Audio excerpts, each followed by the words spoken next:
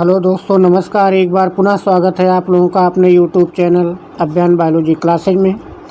इस समय हम लोग पढ़ रहे हैं जीन इंटरेक्शन, और जीन इंटरेक्शन में आज हमारा ये तीसरा टॉपिक है। इसके पहले हम लोग इनकम्प्लीट डोमिनेंस और कोडोमिनेंस पढ़ चुके हैं, और आज का हमारा टॉपिक है बहुयुग्म विकल्पी, जिसे इंग्लिश में कहते हैं मल्टीपल एलील। मल्टीपल एलील क्या होता है, पहले इसको हम समझ लेते हैं कि जब किसी लक्षण के लिए दो से ज़्यादा जीन पॉसिबल हो तो उसी को कहते हैं हम मल्टीपल एलील। जैसे आपने पढ़ा है कि साधारण तौर पर किसी भी लक्षण के लिए एक जोड़ा एलील होता है, या आप कह सकते हैं कि दो एलील होते हैं। जैसे हमने जो मेंडल का नियम पढ़ा था तो वहाँ पर पढ़े थे कि पौधे की लंबाई है। अब अगर ये लंबा पौधा है तो उसके लिए जो एलील होगा कैपिटल टी होगा। तो यहाँ पर देखिए कितने एलील पाए जा रहे हैं, दो एलील हो गया। अगर हमारा पौधा बौना है तो उसके लिए जो एलील होता था वो स्मॉल टी होता था। यहाँ पर कितने एलील हैं, दो एलील हैं। इसी तरीके से अगर हम पुष्प के रंग में चलते हैं, अगर लाल या बैंगनी रंग का पुष्प है तो उसका जो एलील होता था कैपिटल आर, मतलब नंबर ऑफ एलील्स कितने हैं यहाँ पर, दो। अगर हमारा पुष्प का रंग सफ़ेद है तो उसके लिए स्मॉल आर, यहाँ पर भी नंबर ऑफ एलील्स कितने हैं, दो।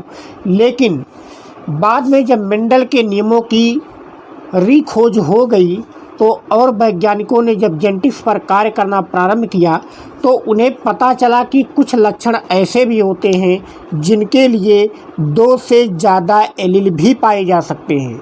वो 3 भी हो सकते हैं, 4 भी हो सकते हैं, या उससे ज़्यादा भी हो सकते हैं। तो इसी प्रक्रिया को कहते हैं मल्टीपल एलील। तो उम्मीद है मल्टीपल एलील आपको समझ में आ गया होगा कि साधारण तौर पर किसी एक लक्षण के लिए एक जोड़ा एलील, या आप बोल सकते हैं कि दो एलील पाया जाता है। लेकिन कुछ कंडीशन में एक ही लक्षण के लिए दो से ज़्यादा एलील भी पाए जाने की संभावना होती है। इसी प्रक्रिया को हम कहते हैं मल्टीपल एलील या बहुयुग्म विकल्पी। इसका एग्जाम्पल है मनुष्य का ब्लड। जैसे मनुष्य के ब्लड के लिए कुल total number of possible alleles जो है वो 3 होते हैं। या तो IA होगा, या तो IB होगा, और IO होगा। ये 3 एलील ऐसे हैं जो कि घुमा फिरा के मनुष्य के ब्लड में पाए जाते हैं। जैसे अगर किसी का ब्लड ग्रुप A है तो उसमें या तो एलील IA होगा, या हो सकता है कि उसमें जो एलील हो वो IAIO हो। लेकिन दोनों में से कोई एक होगा। ऐसा नहीं है कि IAIA भी हो जाए और IAIO भी हो जाए। दोनों में से या तो जिसका ब्लड ग्रुप है उसमें चाहे ये वाला एलील होगा, चाहे ए वाला एलील होगा, मतलब कि दोनों में से कोई एक जोड़ा एलील होगा। इसी प्रकार से जिसका ब्लड ग्रुप B है उसमें या तो IBIB एलील होगा, या तो IBIO एलील होगा। तो यहाँ पर भी अगर किसी का ब्लड ग्रुप B है तो उसमें या तो ये वाला पेयर एलील पाया जाएगा, या तो ये दूसरा IBIO वाला होगा। लेकिन दोनों एक साथ किसी एक मनुष्य में नहीं पाए जा सकते हैं।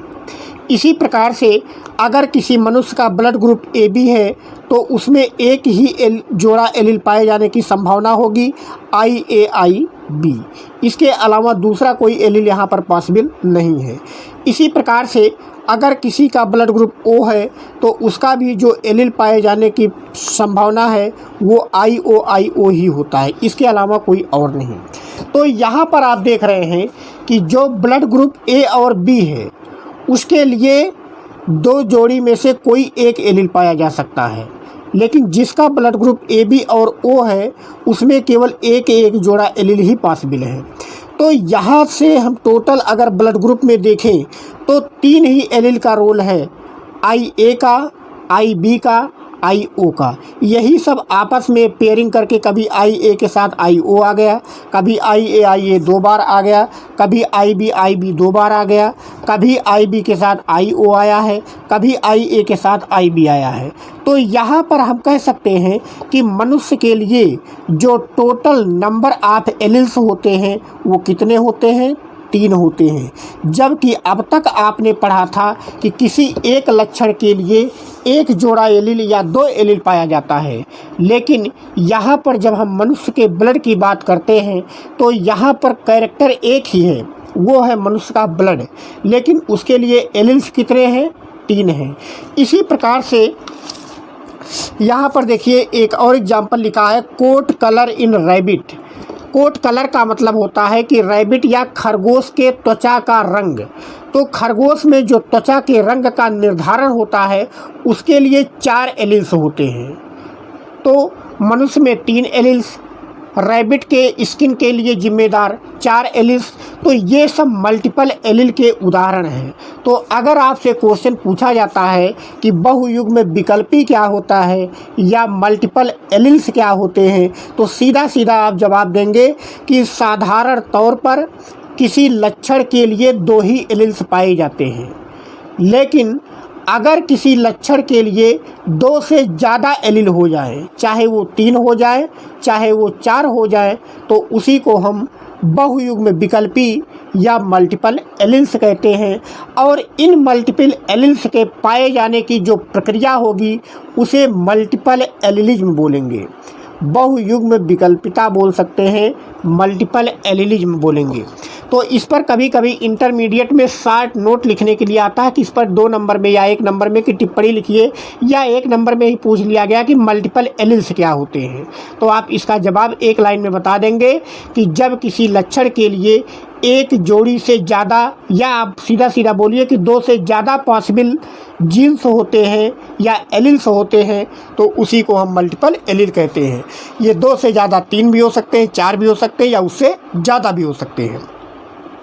तो वही चीज़ यहाँ पर लिखा गया है कि किसी जीन के 2 से ज़्यादा एकांतरित स्वरूप का पाया जाना। एकांतरित का मतलब होता है कि 2 ही एक साथ आएंगे, ऐसा नहीं कि 2 से ज़्यादा 3 है, तीनों एक साथ आ जाएंगे।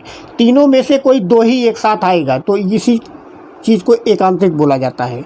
तो किसी जीन के 2 से ज़्यादा एकांतरित स्वरूप का पाया जाना मल्टीपल एलील कहलाता है। तो एकांतरित स्वरूप एक बार समझ लीजिए, जैसे हमने बताया कि ब्लड के लिए जो है IA, IB और IO है, तो ये तीनों एक साथ कभी नहीं आएंगी।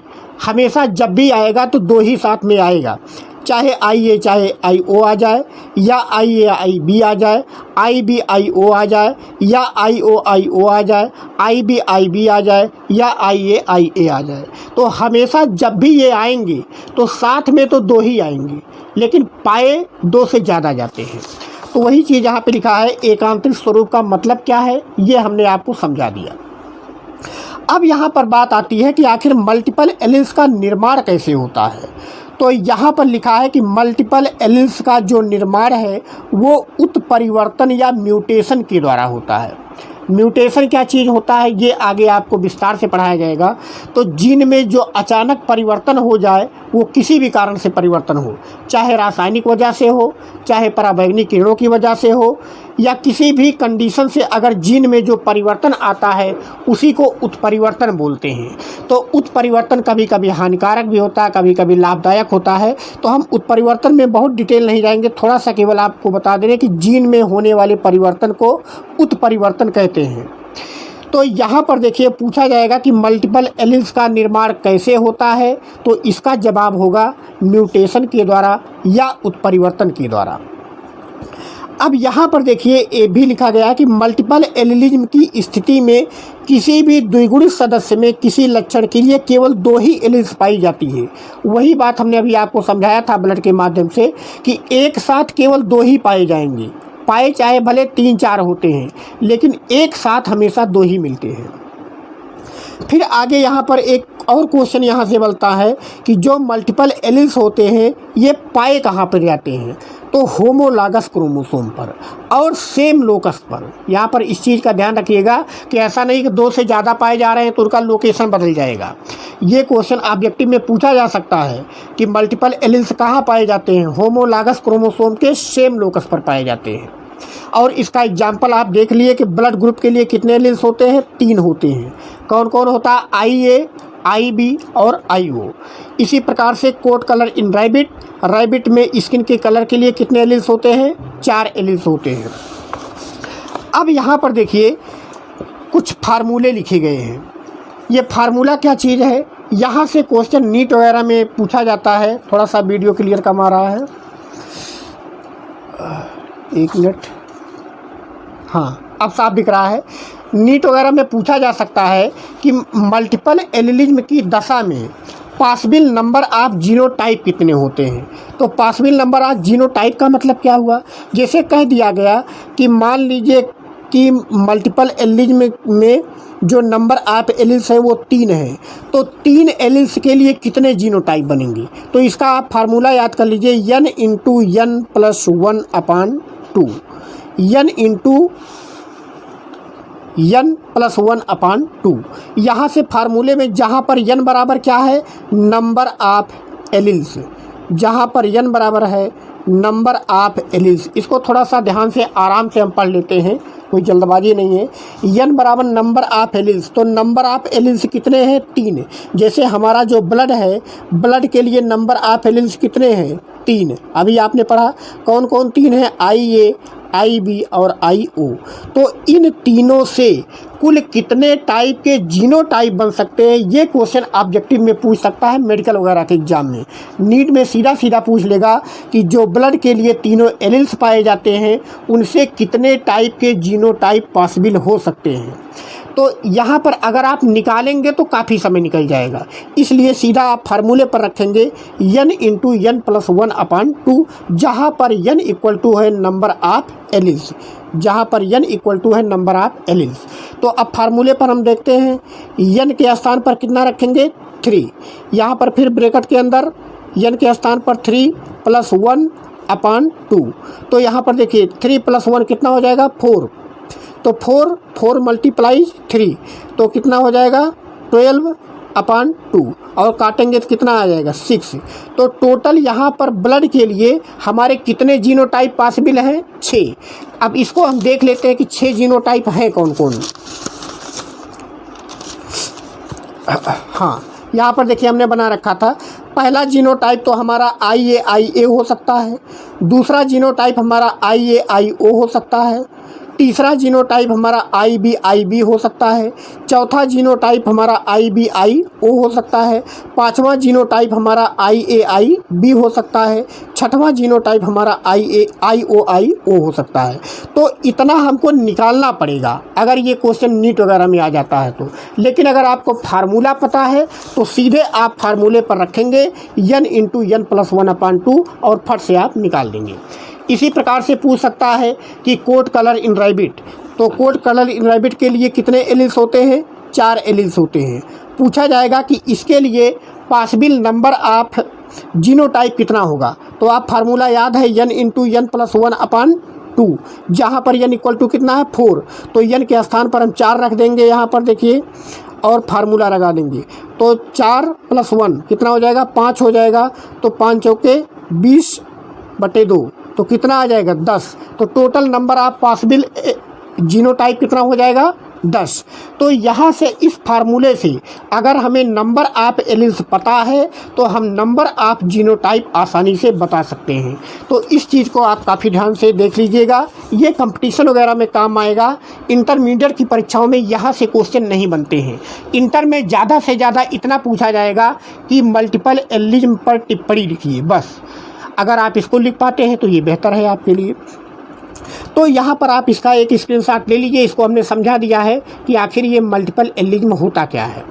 इसके बाद हमारा जो अगला वीडियो होगा वो घातक जीन होगा, लीथल जीन होगा। इस पर भी काफ़ी टिप्पणी पूछी जाती है। तो दोनों अगर एक साथ बनाएंगे तो वीडियो काफ़ी लंबी हो जाएगी, इसलिए हम अपने वीडियो को यहीं पर समाप्त करते हैं। आप लोग चैनल को लाइक, सब्सक्राइब और शेयर करते रहिए और लगातार अपना नोट्स बनाते रहिए पढ़ाई के साथ साथ। धन्यवाद।